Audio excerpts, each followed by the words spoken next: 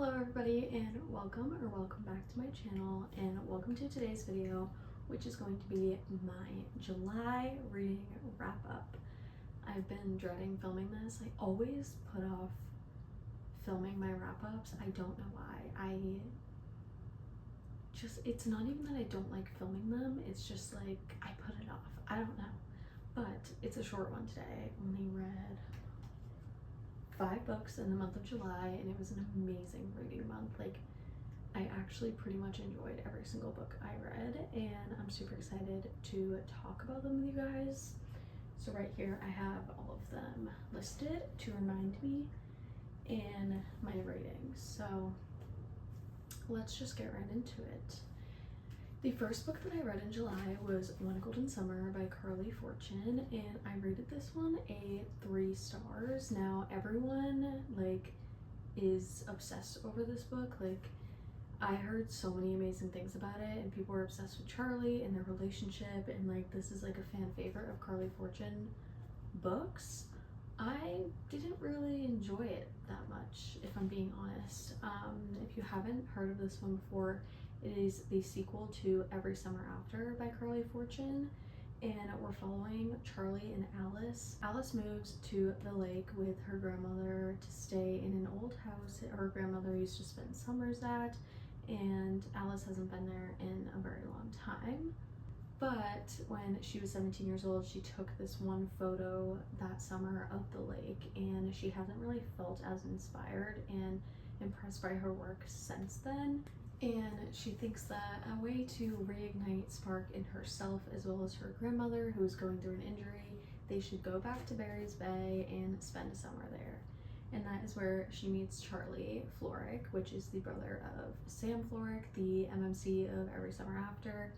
And he's kind of helping her settle into the island and bantering with her, and they end up actually falling in love, obviously. What I did like about this book is that Charlie's acts of service is on point. I do love Charlie Florrick. I think he's an amazing MMC, and he was just so good to her in those acts of service. I think that's one of my main love languages, is just people doing thoughtful things for me, and he really just showed that he cared about her through the things that he had done for her and done for her grandmother, and I really enjoyed that.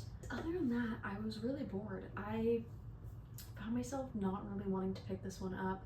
It took me a long time to read, at least long for me, and I was just like, okay, when is this over? It wasn't something that was keeping my attention. I wasn't super connected to the characters, and I just felt myself not wanting to continue, which is why I kept it at 3 stars. Sure, it's a fun summer read, and Charlie Florrick is great, but that's about all it gave. The next book I read is a reread, and it is Saving Six, which is the 3rd book in the Boys of Tommen series. I talk about this series in literally every video that I make. This is the 1st book following Joey and Aoife, and this is my first time rereading the Boys of Tommen series. I think I've read Binding and Keeping 13 3 times now, but I haven't went further, so this is my first reread. And this book, 5 stars. Every book in this series is 5 stars. It's my god tier series, and I love it so much. I think this one more so sets up for their next book, Redeeming Six. So it seems kind of bland in this book. A lot is still happening. We're learning a lot about our characters, and they're still going through a lot. But Redeeming Six is where the heavy happens, and it's where Joey and Aoife are truly tested in their relationship and go through the most. However, this one is more so kind of their story in meeting and how it got them to where they are today. I love these characters. I love Aoife. I think she's such an amazing female main character. She's so strong, and the way that she's there for Joey in all of his hardest times, and she's really someone who is not going to give up. She's strong-headed and courageous, and I just loved all of her qualities as a female main character. I'm excited, I don't know if that's quite the right word, to reread the next book and continue my reread of this whole series. But yeah, of course, this is an amazing read. The next book I read actually was The Bridesmaid by Kate Quinn. I got this one in one of Target's like unwrap a thriller things. My boyfriend had come home with one day, and this is what I opened. And I've never seen it before, but I read it and it's a 4 stars. I'm someone who's not very impressed by thrillers because I feel like the more you read them, the more they just kind of seem the same and you can't really guess what's going on, and it's just like reading the same thing over again, and I'm just very hard to please when it comes to a good thriller, and sometimes I get bored and I don't really like look to read them. But this one, I rated 4 stars. This was so good and a very unexpected surprise. I had never seen it anywhere on Book Talk, so I was a little worried, but now it was great, which is why I actually feel inspired to just read less of what I'm seeing online. Like, actually go out to a bookstore and look for a book that interests me that I haven't seen before, and I actually did that when I went to the book warehouse that I went to recently, and it was a lot of books I had never seen before, and I got 10 of them, and like so far I have read one of them and it was amazing. And I think just I'm so in my head like focusing only on reading Book Talk books or books that I've seen other people I know read that I forget that you can just find something and read it. It doesn't have to be popular. So there is a wedding, and weeks before the wedding, one of the bridesmaids is found murdered. Now this is super high class celebrity wedding. This family is very well known and they're all pretty bitchy, if I'm honest. I hated everyone that was a part of this wedding. Like, they were all so annoying, like the typical rich stuck-up family. But we're following Holly Stone, she's not even like an official investigator, I don't think, but she was called in to help with this case because she's very good at the skills she does, and she actually knows the bridesmaid that was murdered, as she actually worked for her. So she's called in to become like an undercover person in the wedding, and to go and kind of meet all these people and suss out who done it. And there are just so many secrets revealed in this high class family. Like, they have so many secrets within each other. All of their relationships that are intertwined are crazy, and all of the plot twists in this book got me. I didn't predict a thing. I think there was one thing actually I predicted in the beginning, but other than that, like, nothing else I predicted. Super fast paced and entertaining, and yeah, this is a good one. This book I read was The Wedding People, and I rated this one a 4.25 stars. This was a really good book. It took me a little bit to get into, but the messaging, the writing, and the mix of humor with darkness and really, really deep themes and like awesome life lessons was such a good balance in this story.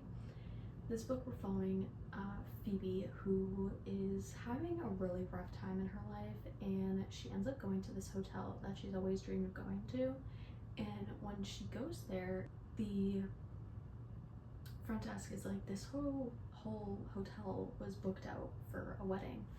And she was like, oh, well, I'm not a part of that wedding. I booked a room here. You guys said I could stay here. So they do give her a room. However, the entire wedding party and the wedding is happening at this hotel. So she is just kind of observing each of these people at this like lavish, rich, high class wedding, and she's getting to know a lot of them personally and kind of realizing how different their lives are. And she ends up building all of these relationships with these wedding people who she was observing, and she learns a lot about herself and about others and just overall life lessons throughout. And I just thought this story was so beautiful, and it made you laugh at times, but it also tied in those deep themes, and I love literary fiction stories like that. The only reason it wasn't a 5 star is because it just didn't give me those 5-star feelings, and it was a little slow in the beginning, and I wasn't really sure if I was going to like it. I almost DNF'd it, but then I pushed through and I was like, wow, this is such an amazing story, and I think everyone should read this book. It does deal with some dark topics, so check your trigger warnings, but like, it was just so good. Okay, the final book I read in July was The Burning Side, which is Sarah DeMoff's new release. As you guys know, I've read The Bright Years in January, and that was a 5-star book, and this is her second book. and I rated this one a 4.5 stars. She did it again, and this book we're following a few characters. So April and Leo, they are married with children, and they are literally about to get divorced, and then their house burns down. So while they're in the midst of getting their divorce, their house burns down, and they end up moving in with April's family. Now, April's family is also dealing with their own thing because April's dad is starting to show signs of Alzheimer's. So we're following Leo's point of view, April's point of view, but we're also following Deb's point of view, which is April's mother. So we're dealing with the family dynamic of April's mom, dad, sisters, as well as her own family that she's created for herself, and they're all dealing with these separate issues and different things. They all live completely different lives, but they all come together, and just you really see that family strength and dynamic in the love that this family has for each other. And we kind of just follow them navigating these hard life struggles and learning more about themselves and each other along the way. Sarah Tomoff writes some really devastating stories, but realistic stories. Like, her characters are so real. She really knows how to depict life issues that humans go through every single day and make it realistic and not just sugarcoat anything.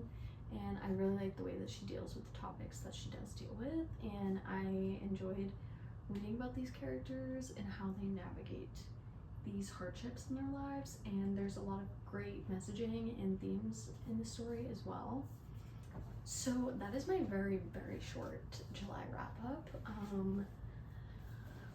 Like I said, such a great reading month, so many great books, and I'm officially out of my reading slump. I think I was in one for a while, but I'm out of it and I'm reading again.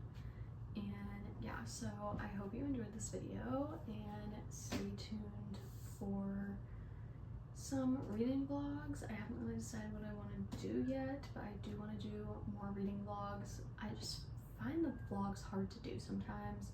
I kind of forget to film, but I have been vlogging every single day for TikTok because I'm doing 75 soft, and a part of it was to post a vlog every day. So I'm kind of getting used to it again and want to start vlogging for YouTube as well. So maybe by next week there will be a reading vlog out, but yeah. Don't forget to like, comment, and subscribe, and follow my TikTok as well to follow me on my 75 soft journey. Thank you so much for watching, and I will see you in the next one.